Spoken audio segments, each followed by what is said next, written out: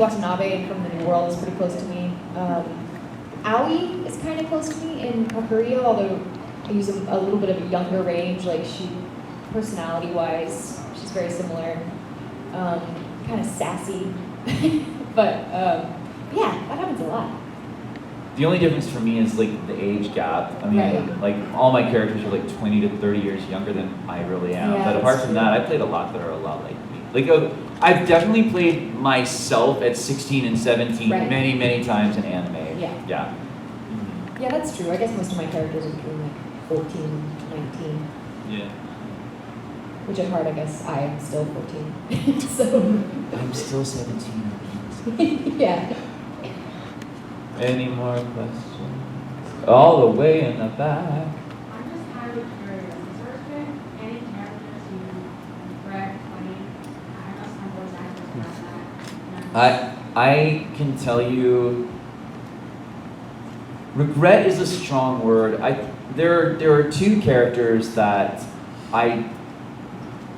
there's one that's just part of a show that I'm vehemently not proud of, and the other one is a character that's just horrible, and I played him for literally like 45 seconds, so I didn't have the attachment. You know, because when you play a horrible character, you usually have to find a way to attach to them or like something about them.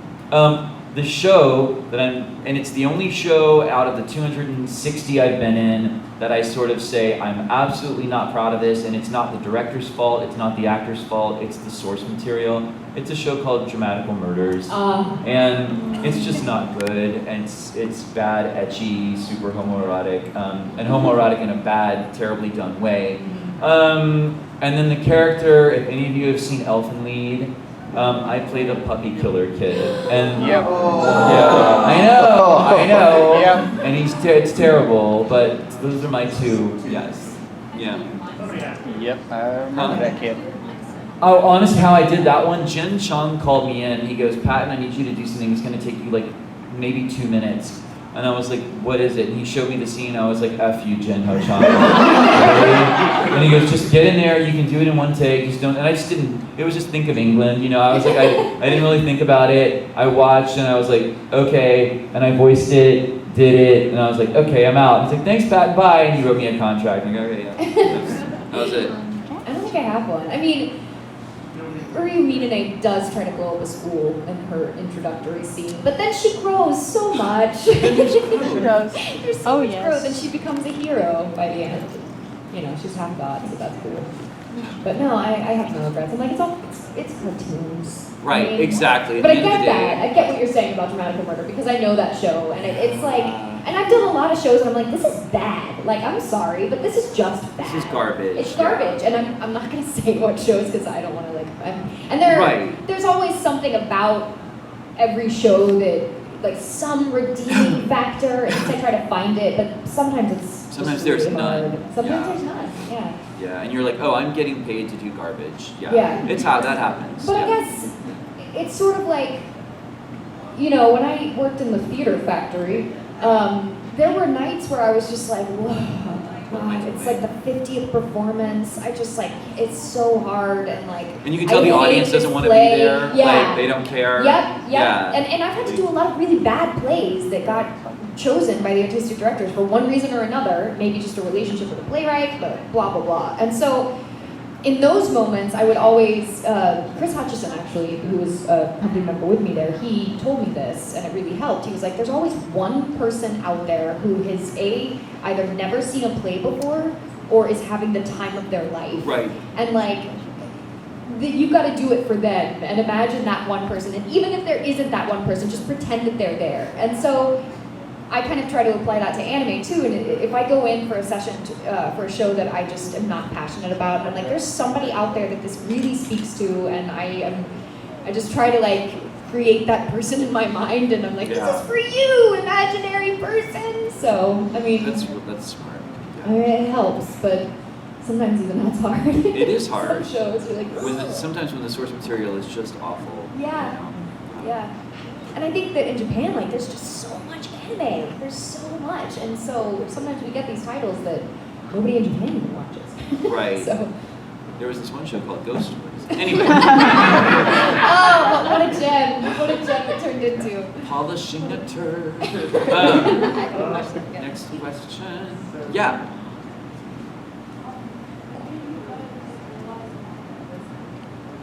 When did we realize we wanted to voice act?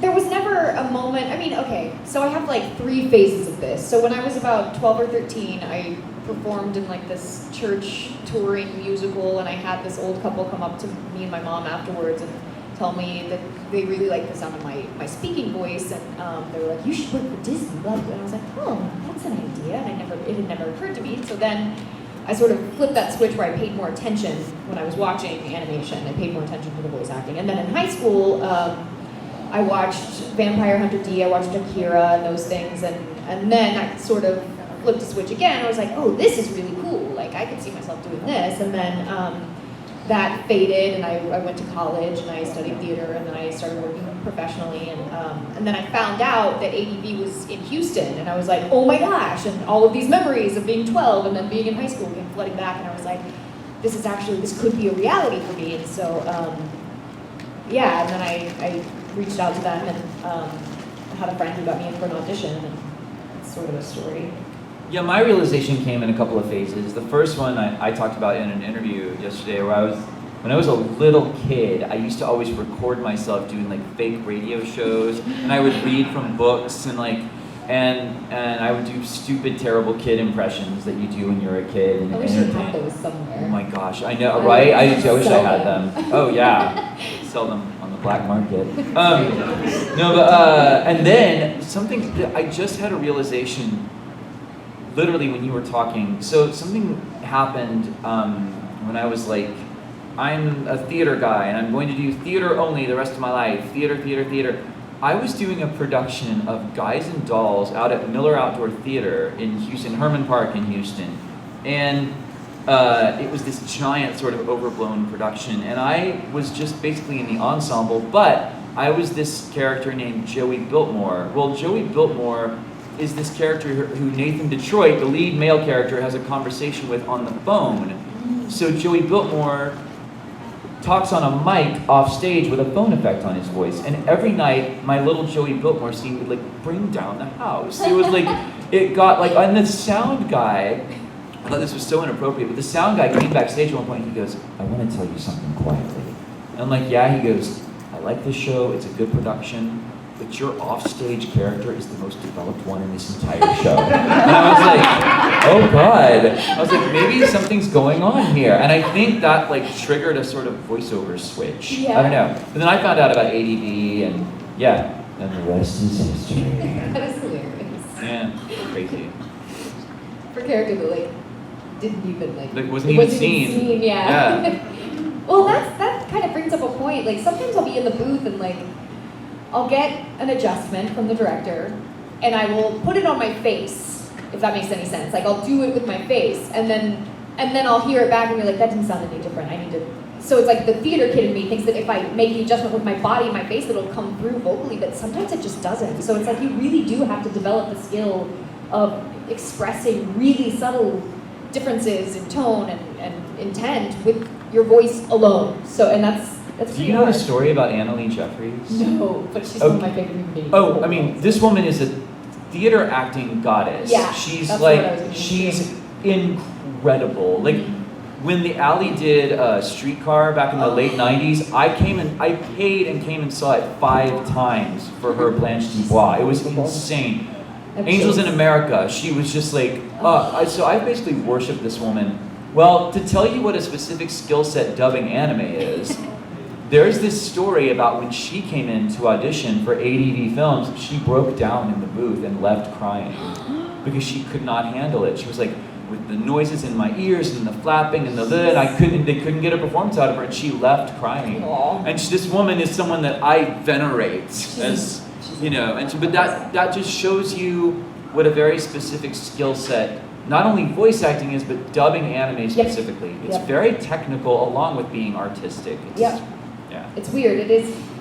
I used to liken it a bit to playing like Guitar Hero or Garage Band, because you have to be looking at so many different things, and your brain has to be keeping track of all of them. And I think that that's maybe probably what Emily, because Emily she's very eccentric, and she's just very flighty and spacey and like this hippie. She's amazing. Like, I did a show with her last spring in Ithaca. It was called I Carry Your Heart. She actually played the ghost of my mother. So the play starts with her death, and it's like my character trying to come to terms with her feelings of abandonment, because Annie's character was a very celebrated author, and like Phoebe, my character, felt like abandoned by her repeatedly throughout her life. So it was a really beautiful play, but it's like basically this character interacting with her mother's ghost, and like that woman. I mean, that was one of just to get to work with her on stage. I know, and that like intimately, and those really meaty scenes that like we could really sink our teeth into. It was like she's so incredible. good. But I could see that. I could imagine that she doesn't have the type of mind that it takes, and that's not to say like she's brilliantly intelligent, but Right. it's about the speed of your attention and being able to like shift it back and forth. That's not Yeah. So, sorry, Sunday morning rant break. No, we want an Annalie Jeffries tangent. Next question. Yeah. Yes. Have you ever gotten to the studio and realized that the character you were going to voice wasn't what you expected? Like physically or sort of wise? Actually, it's more. Sometimes it's a little more harrowing than that. Even sometimes you don't know who you're voicing until you get into the studio. Yeah. And but yes, like especially if I'm playing a lead role. I'm usually told about it a day or two in advance, and I do all the Dr. Googling I can on this character, and I think what will happen sometimes is I'll go in with what I think is the voice, and the director's like, let's work with that a little bit, and I'm like, why? It's perfect what I'm doing. And but in your head you're like, oh, I've already created this voice, and they're like, we need to tweak this, and this sounds. One time. Zach Bolton. I was doing. I don't know if any of you saw Dimension W. Yes. I played Haruka Seemeyer, and he's like the super crazy uber villain of the show, and he looks like he's in a boy band. But I went in there and I started doing just my villain thing essentially without even knowing it, and Zach stopped me after like the third take. He goes, Patton, hey.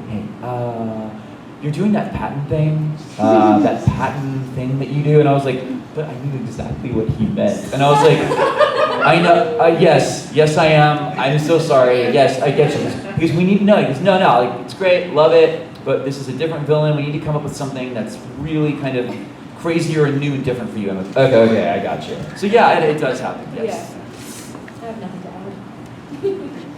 Same. Yes. You had it and it left. No. Oh no, I didn't. Alright, so through time of doing like voice actor anime, do you get to learn Japanese to do stuff, or do you only do dub? Oh god. No. Accidentally, not through acting, no, because you don't interact with the Japanese enough. Like at Funimation, you hear it once and then you do it in English. At Sentai, it's different. They keep the Japanese in your ear the whole time, but still, you don't hear it enough. But when I'm writing, that's actually I picked up phrases here and there that I now know just from having to listen to it over and over and over. Let's see. Have any of you seen Cross-Ange? Oh yes, I'm Orange. Okay, I had to learn how to sing in Japanese. Oh yes, we all yes. Yes. And that was, and what's funny is people don't know that. They think that's the seiyuu. I know. It pisses me off. Because I'm like, because they're like, hey, so what was the decision about leaving the seiyuu and singing in Japanese? I said, no, that is me singing in Japanese. And they're like, no way, that's you. I'm like, oh no, yes it is. And they're like, that's good. So did you sing? Because I sang it in English and Japanese. And I went just with sing it in the Japanese. Okay, because by then they had decided. I think they had decided. Yeah. Somebody, I think Juliet Simmons had Yes. adapted it into Yes. English, and so we laid down a track in English, and then like I had to come back later that week, and they were like, we decided just to go with Japanese and sing it. Oh, you're Ange? Yeah. That means I had to do horrible things to you. Yeah, you did. Oh. I remember. Oh my gosh, I'm having flashbacks. Creepy. So good. Yeah. Yeah. Now I want to go watch that. Yes. When you're dubbing, is there any pressure to follow the original Japanese voice actor's voice or to mimic it at all, or do you pretty much get a lot of creative There's freedom? such a sort of controversy about this. It's funny, I hear some voice actors and they're like, well, part of our duty is to recreate much of what the originals say you did. I've never taken that approach, ever, and I've never been directed to take that approach. No. I've always just made it this is what I do. I look at how the character's animated and drawn. That's where I take the voice cues from. I don't even pay attention to the seiyuu. And I don't mean that out of disrespect, but I figure we're adapting this for a Western European and North American audience. I'm going to play it in this Western European, North American actor's way. And I look at the character and I look at the text and I'm like, that's my guide. So Absolutely. yeah. And a lot of the time, I mean, the aesthetic is so different. Like, Japanese aesthetic is so different than Western aesthetic. And so, a lot of times, it doesn't work. And sometimes, to our ear, it sounds dumb. Yes, I said it, but, like, especially with the reacts. Because, I mean, for example, in Kakurio, there are times where I just kind of laugh out loud at the way the Japanese react said. And, I'm sure Culturally to Japanese, them, it doesn't yeah. sound weird at all. Right, But to right, us, it sounds, to me personally, it sounds so over the top. Like, there are a lot of like open mouth amaze reactions that literally in the J sound like, and I'm like, I'm not gonna If do we did that in English, you guys would laugh at us. Like, I mean, it's sometimes like if you're making a joke out of it, like you're Right. intentionally trying to do that, that's one thing. But like, oof, or like, yeah, just a lot of, and no. well, that's how. If any of you have watched Ghost Stories, there's a moment where Hajime literally goes, "Nani?" That's me literally imitating the seiyuu, and that's all I'm doing. Is I'm just exactly copying the seiyuu. Yeah. Yes. What was the hardest thing to overcome when you started getting into voiceover? The fatigue. It was really nerve-wracking for me at first. So I would get really nervous going in, and then that would just exhaust me. So, yeah. I think that brings up a really interesting point. Sometimes we hear, especially really young people say, they want to get into voicing anime because they're shy. And because theater makes them nervous. And I'm like, oh, well, then let's talk about some things. I know for me personally, I've performed in front of anywhere from 10 people to 15,000 people.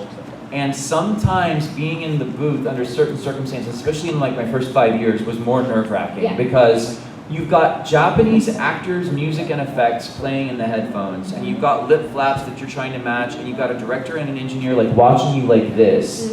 And to me, that's, well, like when I went to go work on Sword Art Online Ordinal Scale, it was my director, an engineer, and then there was like the woman who was one of the heads of Aniplex, was just sitting in there like this, watching my performance like a hawk. And I was like, well, this isn't intimidating at all. Yeah. You know, and it is, I think that's the first thing I had to get over too, was like, oh, my big thing was I thought we had to 100% perfectly match the lip flaps. And finally, like, Matt Greenfield was like, Chris, we have this thing called Pro Tools, and you don't have to be a robot. You can, like, if you go over or under a little bit, we'll slide you around. I'm like, oh, what? Really?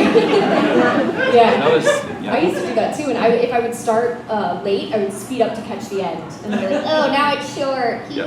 It's Yeah. also really nerve-wracking when the director will turn off, I forget what it's called, but the mechanism where you can hear what they're saying Yeah. out there. That's Yeah. really nerve, because they're like, they're talking about me, they're talking about how terrible I am, Oh, they're yeah. talking about how I just can't get this rewrite. Oh my gosh. So for me, a lot of it was like totally releasing my ego and being like, you know what? This is not about me. Like, I cannot get in my head, and I cannot attach my ego to this, because it's so humbling every single time. Because, you know, you're never, I mean, sometimes you get it right on the first try, but it's like, even then, you know, you've still got people out there judging, so it's like you have to just kind of let go and be like, well, I'm going to do the best that I can. That said, maybe there are. I mean, I've seen people like I've seen kids at some of these sometimes the really big cons, Bang Zoom, where someone will show up and have like a dubbing contest.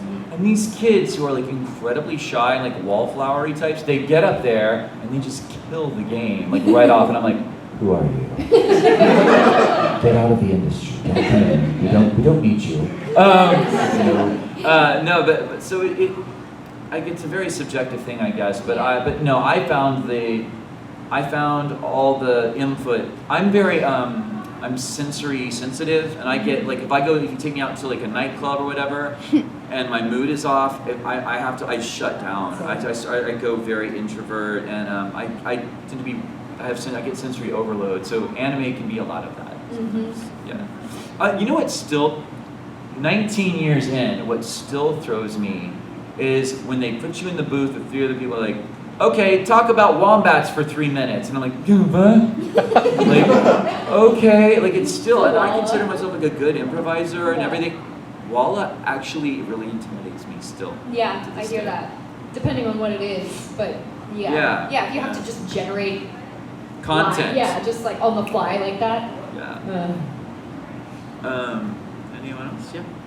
What's the strangest way you had to audition for a part?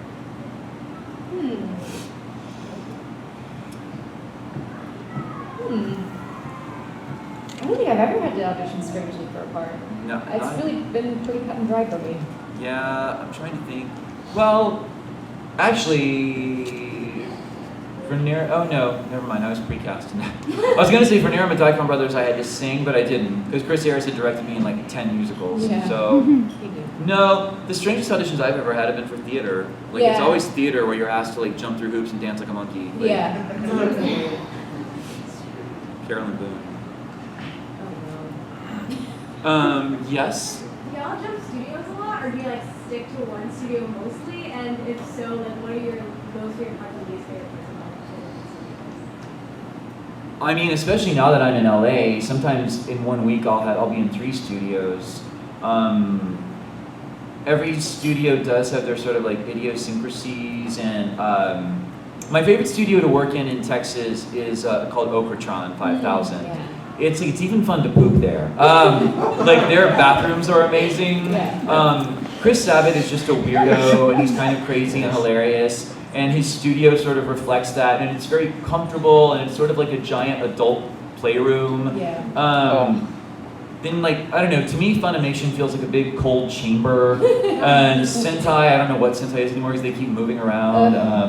And then, I don't know, and then in LA, my favorite studio is a studio called Cup of Tea.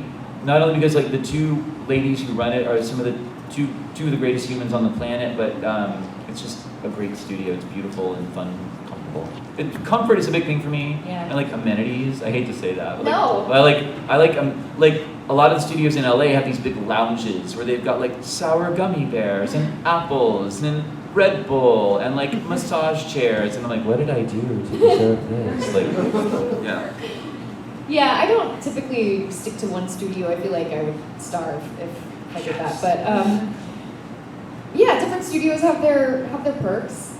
I like that Funimation has a giant break room in the back where I can buy Snickers and stuff like that. You can buy Red Bull in that break room. You can buy Red Bull and Monster and Coke Zero and Diet Dr. Pepper, and the sodas are 24 cents a can, which is nice. Nice. But Funimation is freezing. It is so really I have cold. an office at Funimation now, and the temperature in there compared to the temperature in the booths, and that's why it's so cold in there, because the building wasn't originally designed to have studios in it. So a lot of the rooms get really, really hot with all of the equipment, and so they have to crank down the AC because it's all one big system.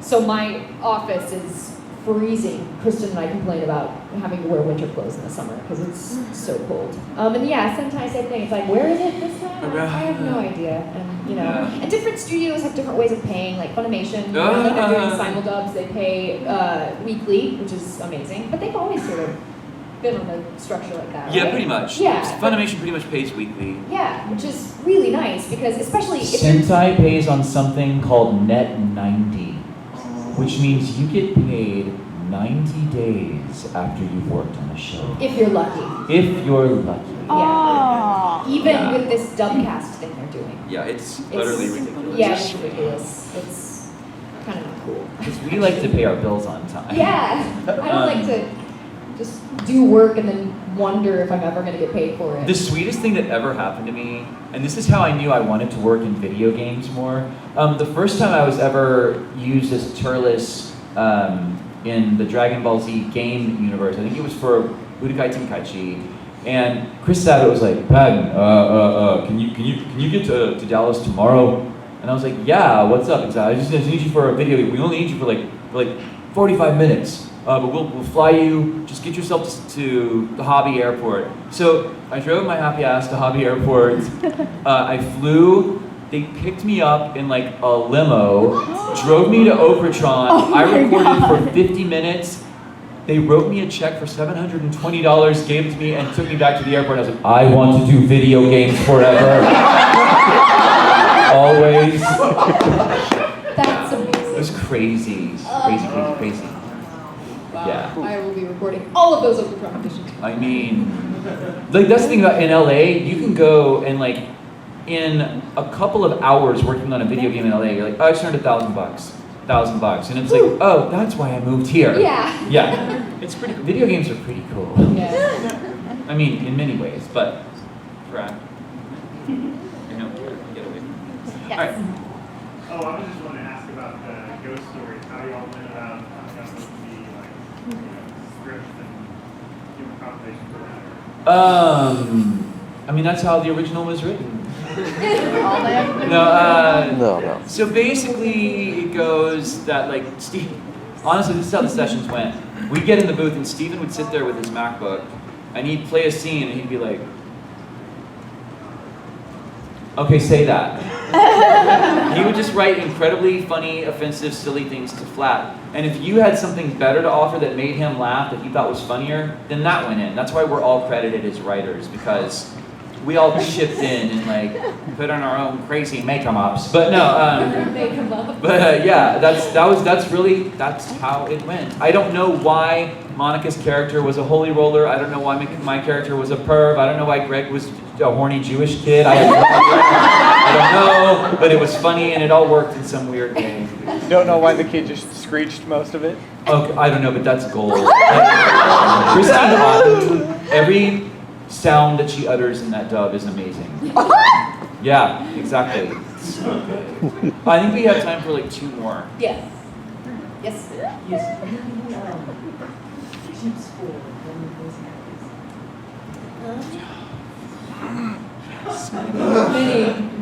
I mean, gosh.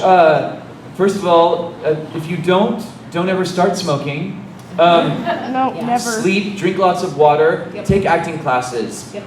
join the worst, terrible community theater in your area if that's what you can get into. Do theater in high school, do theater in college, study, read plays all the time, Read out loud. Yes. read your favorite book out loud.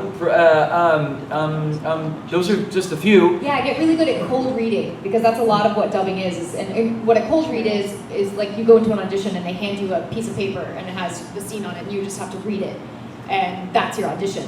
But if you get really good at that, anime sort of comes a little bit more naturally. So I would practice like picking up something and not reading it beforehand, maybe taking a glance at it and making like try to get to the point where you can sound natural and sound like these are your words coming out of your mouth and your person. So.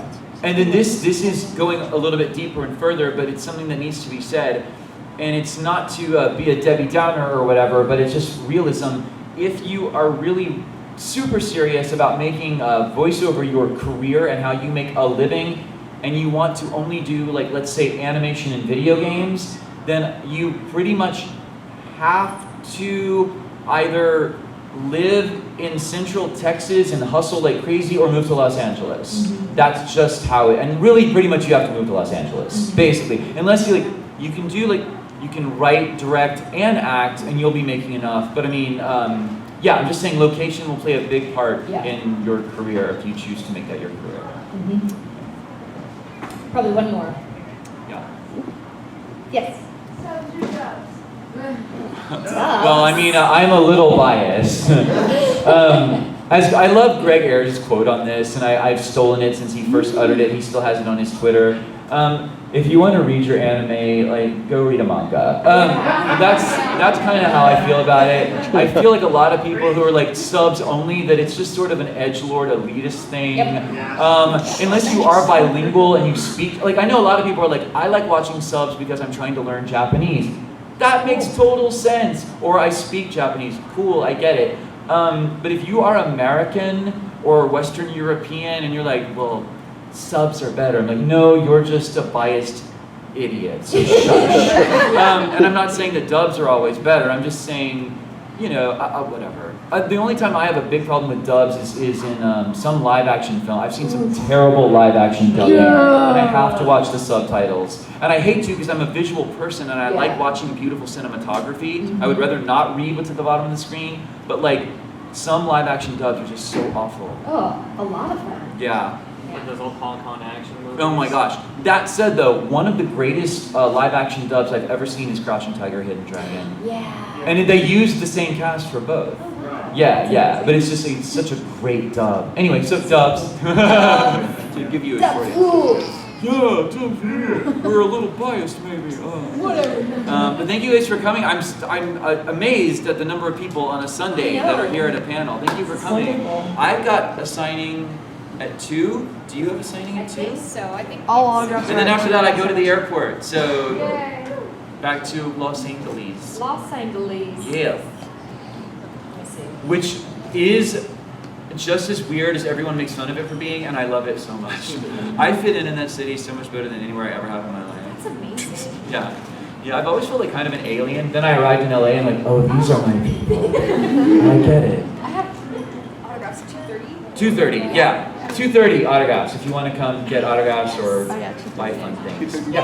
Thank you guys so much.